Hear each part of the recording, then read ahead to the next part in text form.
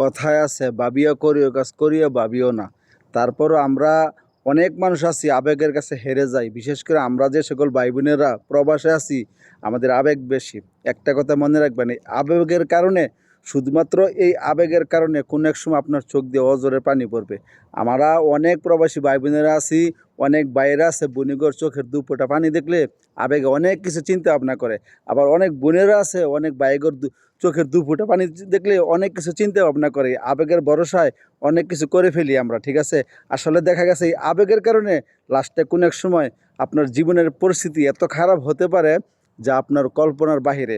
অতএব প্রবাসী ভাই বোনেরা, আবেগ দিয়ে কাজ করবেন না, সবসময় বিবেক দিয়ে কাজ করবেন। আপনার বিবেক যা বলবে ওটাই সত্য, আর আবেগ যা বলবে এটাই মিথ্যা। আবেগ কোনো বাস্তব কোনো কিছু না, আবেগ তো আবেগই।